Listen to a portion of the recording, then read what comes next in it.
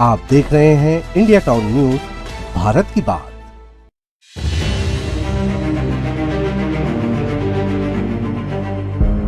आपके जो भाई है वो 20,000 रुपए लिए होंगे, है ना? चेक के माध्यम से लिए थे, चेक जमा करके। फिर क्या हुआ? उसके बाद फिर उनका बकायदा भैया लोगों ने ब्याज पटाया और ब्याज कम से कम वो 1-1.5 लाख को ब्याज पटा दिए थे उन्होंने।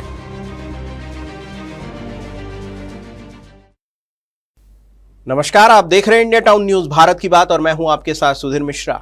मजबूरी और आर्थिक तंगी इंसान से क्या कुछ नहीं करवाती, लेकिन जब इसी मजबूरी का फायदा उठाकर कोई सूदखोर किसी की जिंदगी तबाह कर दे तो समाज और कानून व्यवस्था पर बड़े सवाल खड़े होते हैं। छत्तीसगढ़ के राजनांदगांव जिले से अवैध सूदखोरी का एक ऐसा ही सनसनीखेज और झकझोर कर देने वाला एक और मामला सामने निकल कर आया है, जिसमें हाल फिलहाल में गिरफ्तारी भी हुई है। यहां एक पीड़ित ने अपनी जरूरत के वक्त महज 20,000 रुपए उधार लिए थे, लेकिन बदले में उससे 2 ब्लैंक चेक और कोरे कागजों पर दस्तखत करवा लिए गए। इसके बाद शुरू हुआ प्रताड़ना का वो खौफनाक दौर, जिसमें लाखों रुपए ब्याज के रूप में वसूलने के बाद भी कर्ज खत्म नहीं हुआ। हद तो तब हो गई जब सूदखोर ने उन्हीं ब्लैंक चेक का गलत इस्तेमाल कर पीड़ित के खिलाफ कोर्ट में केस तक कर दिया और पीड़ित को जेल तक जाना पड़ा। क्या है इस पूरे काले कारोबार का सच, आइए देखते हैं हमारे रिपोर्टर सौरभ सिंह ताम्रकार की एक्सक्लूसिव रिपोर्ट। सूदखोर निर्मल कोठारी का फिर से एक नया कारनामा सामने में आ गया। ये कारनामा नया नहीं बल्कि पुराना है। बता दें कि सन लगभग 2014 के आसपास में एक और ऐसा मामला सामने में आया था, जिसमें चंद्र प्रकाश वाजपेयी से के द्वारा निर्मल कोठारी से 20,000 रुपए की राशि ली गई थी बतौर ब्याज की दर पर। वही 2% का ब्याज और फिर बढ़ा करके ब्याज दर को बढ़ोतरी की गई, जिसके बाद उनसे पीड़ित से यानी कि चंद्र प्रकाश वाजपेयी से चेक लिया गया, ब्लैंक चेक लिया गया, कोरा चेक। उस चेक के माध्यम से उन्हें पैसा मिला और ब्याज दर जो है वो चंद्र प्रकाश वाजपेयी लगातार पटाते रहे। लगभग 1 से 1.5 लाख रुपए 20,000 रुपए की राशि के एवज पे ब्याज दर उन्होंने पटाया और पटाने के बाद भी उन्हें सलाखों की हवा खानी पड़ी। राजनांदगांव जिले में अवैध सूदखोरी का यह मामला भले ही पुराना है, लेकिन इसका दंश पीड़ित आज भी झेलने को मजबूर है। पीड़ित के मुताबिक कुछ साल पहले जब वह गंभीर आर्थिक तंगी से जूझ रहा था, तब उसने निर्मल कोठारी नाम के व्यक्ति से 20,000 रुपए उधार लिए थे। मदद के नाम पर निर्मल कोठारी ने पीड़ित से सुरक्षा के तौर पर 2 ब्लैंक चेक और कुछ खाली दस्तावेजों पर हस्ताक्षर करवा लिए। पीड़ित का आरोप है कि इस छोटी सी रकम के एवज में उससे सालों तक हर महीने भारी भरकम ब्याज वसूला जाता रहा। पीड़ित ने पाई जोड़कर लाखों रुपए ब्याज के रूप में चुका दिए और मूल रकम भी पूरी कर दी, लेकिन सूदखोर की हवस कभी खत्म नहीं हुई। पीड़ित का कहना है कि जब उसने पूरी रकम चुका दिए जाने की बात कही और आगे पैसे देने से इनकार किया, तब आरोपी निर्मल कोठारी ने अपने पास जमा ब्लैंक चेक का दुरुपयोग करना शुरू कर दिया। आरोपी ने चेक में मनमाफिक मोटी रकम भरकर उसे बैंक में बाउंस करा दिया और पीड़ित के खिलाफ एनआई एक्ट के तहत अदालत में केस ठोक दिया। कानूनी दांवपेच और ब्लैंक चेक के पुख्ता सबूत न दे पाने के कारण मामला कोर्ट में चला और आखिरकार इस फर्जीवाड़े का शिकार होकर पीड़ित को जेल की सलाखों के पीछे जाना पड़ा।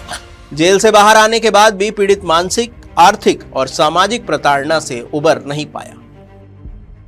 आपके जो भाई है वो 20,000 रुपए लिए होंगे, है ना? चेक के माध्यम से लिए थे, चेक जमा करके। फिर क्या हुआ? उसके बाद फिर उनका बकायदा भैया लोगों ने ब्याज पटाया और ब्याज कम से कम वो 1-1.5 लाख को ब्याज पटा दिए थे उन्होंने। अच्छा। उसके बाद फिर नहीं पटा सके। हाँ। तो फिर वो घर में आके धमकी देने लगा कि तू अपने मकान को बेच के मेरे को पैसा दे। घर पे आकर लोगों को यहाँ पे मकान दिखाता था कि मकान वाजपेयी जी लोग का है, इसको कितने में खरीदोगे कह के ऐसा हम लोग को धमकी भय मतलब आदमियों को भेजता था। गुंडे भी भेजते थे? गुंडे भी भेजते थे वो अपने साथ में। मतलब 2 आदमी आते थे होंडा में, मतलब बिल्डर टाइप के आते थे वो आदमी लोग। अच्छा। और फिर उसके कारण मम्मी पापा का तबीयत भी ज़्यादा सुन के मम्मी पापा का भी ज़्यादा तबीयत खराब हो गया था। और इसके केस में उसने फिर क्या बोलते हैं हाई कोर्ट में केस में लगा दिया था कोर्ट में। हाँ। तो उससे भैया को भी 15 दिन की 6 महीने सजा सुनाया गया था उसके बाद चेक बाउंस के नाम पे। तो उसके बाद भैया को वहाँ पे बीपी, शुगर लो और उनको पहले से अटैक भी आया था। अच्छा। हाँ, फिर हमने हाई कोर्ट से जाके श्री चंद्र प्रकाश वाजपेयी जी की जमानत करवाया। कितने रुपए की राशि रही होगी? ये राशि थी 20,000 रुपये की, लेकिन वो डिमांड कर रहा था 4 लाख रुपए की। 20,000 रुपए की एवज में 4 लाख 4 लाख रुपए की डिमांड कर रहा था वो। क्या कहना था आप लोगों का? तो हम तो पैसा लेके भी गए थे टेबल पे, हम उसको कम लेके गए थे टेबल पे। कितना लेके हम लोग लेके गए थे 2.5 से 3 लाख रुपए लेके गए थे। तो वो यानी पूरा पैसा ले रखो टेबल पे, तभी मुझसे बात करना कह के, नहीं तो निकल जाओ बोले। ये कब का मामला होगा? ये 2004 का, मतलब 2008 का मामला था। उसके बाद जब केस हुआ, पुलिस आई घर पे। रात के घर में पुलिस आती थी, सुबह पुलिस आती थी कि चंद्र प्रकाश वाजपेयी कहाँ है, ऐसा कह के। फिर जब वहाँ से केस था बोलते जज साहब ने सजा सुनाई, तो फिर वो कोर्ट से उनको जेल में भेज दिया गया। कितने वक्त का सजा काटे उन्होंने? वो काटे कम से कम, मान के चलिए कि 6 महीने सजा हुई थी। उस 6 महीने में वो महीना भर की तो 2 महीने के तो लगभग काटे ही हैं, लेकिन उस 2 महीने में उनको बहुत ज़्यादा परेशानी हुई। हमारे घर का भी हाल सबका ख़राब था, और भैया का उनको बीपी बताया ना, कोई बीपी शुगर, और पहले जैसे अटैक आ गया था, उनके हाथ पाँव पूरे टेढ़े हो गए थे। फिर बाहर जब वो आए तो फिर उनका पूरा इलाज करवाए, थॉमस सर सब इलाज करवाए, डॉक्टर हॉस्पिटल में गए, तब ले देखे तो अब ठीक हुए। फिर अपना काम धाम में। भाई साहब अभी भाई साहब ठीक हैं, अभी ठीक है, अभी ठीक है। मामला खत्म हो गया? मामला खत्म हो गया, हाई कोर्ट से भी पूरा मामला खत्म हो गया। फिर इस पूरे घटनाक्रम के सामने आने के बाद राजनांदगांव के स्थानीय लोगों में भी भारी आक्रोश है। क्षेत्र में चर्चाओं का बाजार गर्म है, और लोगों का साफ कहना है कि अगर पीड़ित के आरोप सही पाए जाते हैं तो यह अवैध सूदखोरी और धोखाधड़ी का एक बेहद गंभीर मामला है।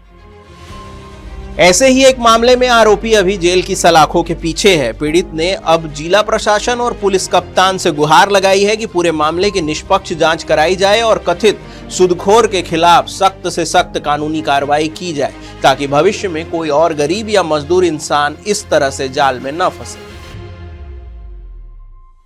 20,000 के बदले लाखों रुपए की वसूली और फिर भी जेल।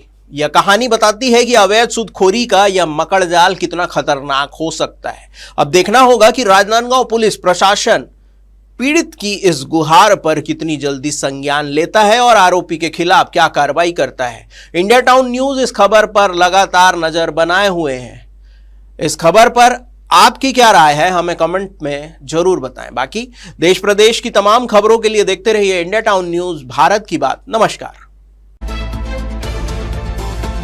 आप देख रहे हैं इंडिया टाउन न्यूज, भारत की बात।